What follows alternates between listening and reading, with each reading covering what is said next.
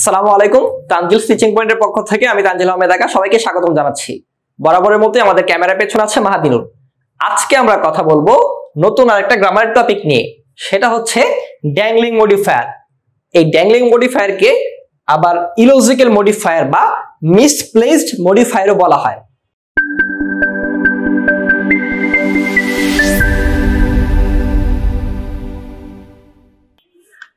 যখন কোনো modifier right সাবজেক্টকে modify না করে অন্য কিছুকে মডিফাই করে তখন একটা ভুল হয়, আর সেই ভুলটাকে বলা হয় ড্যাংলিং মডিফায়ার বা ইলজিক্যাল মডিফায়ার বা মিসপ্লেসড মডিফায়ার। আমরা বিস্তারিত রুলটা দেখার আগে একটা এক্সাম্পল দেখে নিব। Choose the correct sentence. এখানে তাহলে সঠিক বাক্য কোনটা?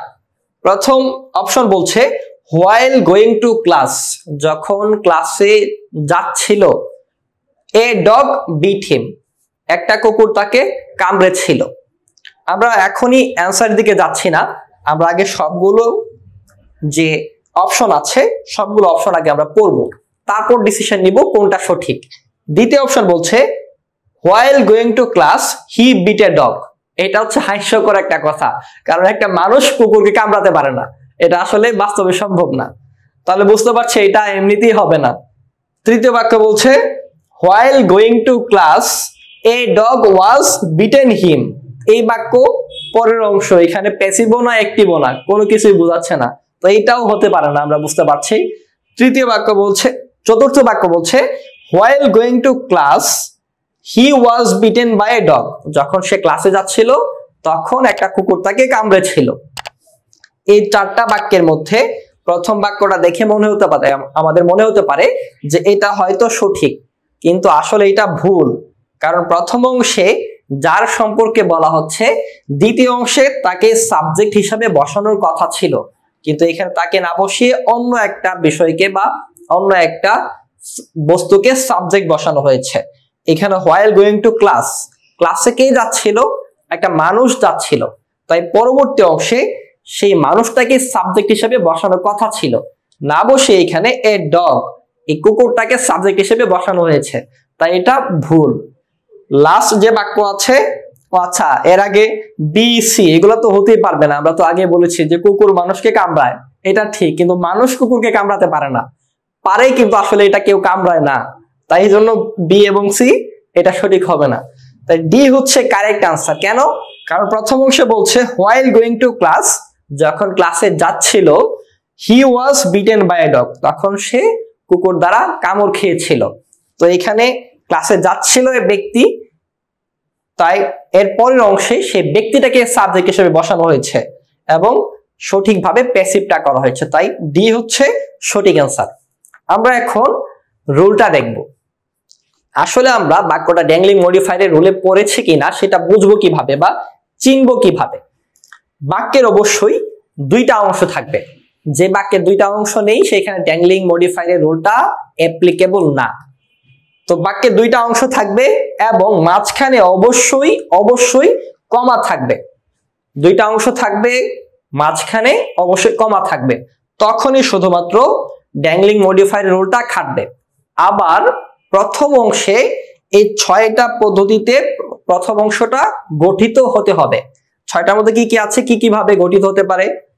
প্রেজেন্ট পার্টিসিপল হতে পারে প্রথম অংশ, অথবা পাস্ট পার্টিসিপল হিসেবে থাকতে পারে, অথবা having been plus past participle হতে পারে, অথবা হ্যাভিং প্লাস V3 বা পাস্ট পার্টিসিপল হতে পারে, অথবা লাইক বা আনলাইক সাবজেক্ট হিসেবে বসতে পারে বা বাক্যের শুরুতে বসতে পারে, এবং প্রিপোজিশনের পরে ভার্বের সাথে আইএনজি হতে পারে। এই 6টা ফর্মে প্রথম অংশটা গঠিত হতে পারে। এখন আমাদের আসলে কি করতে হবে? যদি এই 6টা ফর্মে গঠিত হয় বাক্য, তাহলে কমার পরে যে অংশটা আছে সেইখানে যখন আমরা সাবজেক্ট বসাবো, সাবজেক্ট বসানোর ক্ষেত্রে কমার আগে যে অংশটা আছে সেটা নিয়ে আগে আমরা চিন্তা করব। মূল কাজ হচ্ছে আমাদের এখানে কমার আগে যার কথা বলা হয়েছে অথবা যার সম্পর্কে তথ্য দেয়া হয়েছে, দ্বিতীয় অংশে তাকেই সাবজেক্ট হিসেবে বসাতে হবে।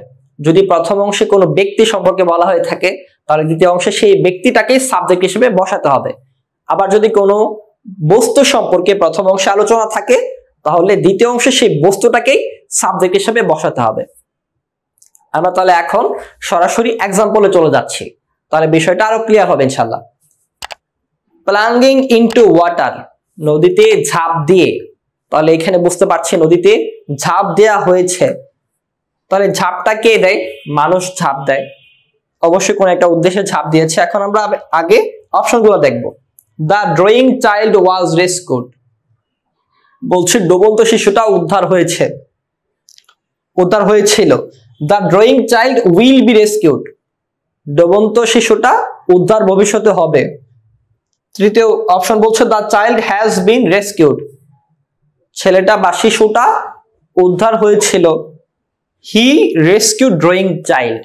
তো এইখানে আমরা দেখতে পাচ্ছি প্রথম অংশ বলছে প্লাঙ্গিং ইনটু ওয়াটার, নদীতে ঝাঁপ দিয়ে, তাহলে এখানে ঝাঁপ দিয়েছে একজন ব্যক্তি, ঝাঁপ দিয়ে শিশুটাকে উদ্ধার করেছে। তাহলে যে ঝাঁপ দিয়েছে সেই বাক্যের পরবর্তী অংশে সাবজেক্ট হিসেবে বসবে। আমরা বলেছি প্রথম অংশ অবশ্যই 6টা পদ্ধতিতে বা 6টা সিস্টেমে গঠিত হতে পারে। Present participle, past participle, having been plus V3, having plus V3, like unlike, preposition, তারপর ভার্ব প্লাস আইএনজি। তো এইভাবে গঠিত হতে হবে প্রথম অংশ।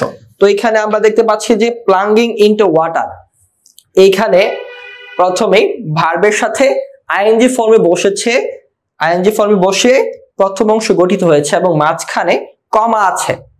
তাই এই কারণে আমরা দ্বিতীয় অংশ যখন বসাবো, দ্বিতীয় অংশে অবশ্যই ড্যাংলিং মডিফায়ারের রোলটা অ্যাপ্লাই করব।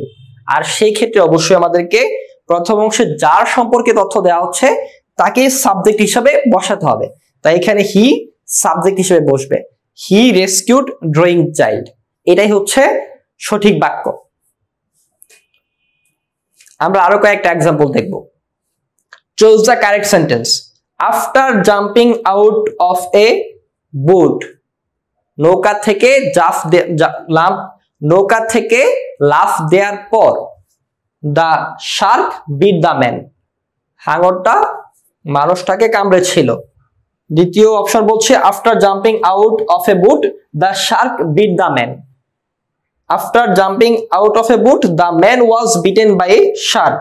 আবার চতুর্থ অপশন বলছে after jumping out of a boat the man bite the shark. তো এখানে আবার চতুর্থ অপশন বলছে মানুষ হাঙরটাকে কামড়েছে, এটা তো সম্ভব না কখনোই। তো আমরা বলেছি যে প্রথম অংশে যার সম্পর্কে তথ্য দেবে বা যার কথা বলা হবে দ্বিতীয় অংশে সেই সাবজেক্ট হিসেবে বসবে। তো প্রথম অংশে একটা ব্যক্তির কথা বলা হচ্ছে, আমরা বুঝতে পারছি অপশনগুলো দেখে। বলছে after jumping out of a boat, নৌকা থেকে লাফ দেওয়ার পর, লাফটা কে দেয়? অবশ্যই একটা মানুষ দেয়। তাই মানুষটাকেই পরবর্তী অংশের সাবজেক্ট হিসেবে বসাতে হবে। যেহেতু অপশন এ এবং অপশন বি তে শার্ক আছে, তো এটা সঠিক হতে পারে না, কারণ এখানে একটা মানুষের কথা আসতে হবে। তো অপশন এ এবং বি এমনিতেই বাদ যাবে। তো অপশন সি এবং ডি এর মধ্যে কোনটা তাহলে সঠিক হবে? সিতে বলছে the man was beaten by a shark, এইটাই হচ্ছে সঠিক আনসার, কারণ এখানে দ্য ম্যান হচ্ছে পরবর্তী অংশের সাবজেক্ট আর এটা প্যাসিভ ফর্মে আছে। আর বাক্যের প্রথম অংশ কিভাবে গঠিত হয়েছে? আমরা দেখতে পাচ্ছি প্রথম অংশ গঠিত হয়েছে প্রিপজিশনের পর ভার্বের সাথে আইএনজি ফর্ম, আফটার হচ্ছে একটা প্রিপজিশন, এরপর জাম্প হচ্ছে একটা ভার্ব, এর সাথে আইএনজি যুক্ত আছে। তো এইটা হচ্ছে আমাদের সেকেন্ড এক্সাম্পল। আশা করছি আমাদের এই এক্সাম্পল গুলো থেকে আপনি ড্যাংলিং মডিফায়ার বুঝতে পেরেছেন। যদি ড্যাংলিং মডিফায়ার সম্পর্কিত কোনো প্রশ্ন থাকে তাহলে আমাদের কমেন্ট বক্সে কমেন্ট করে জানাতে পারেন। আমাদের সাথে থাকার জন্য ধন্যবাদ। আল্লাহ হাফিজ।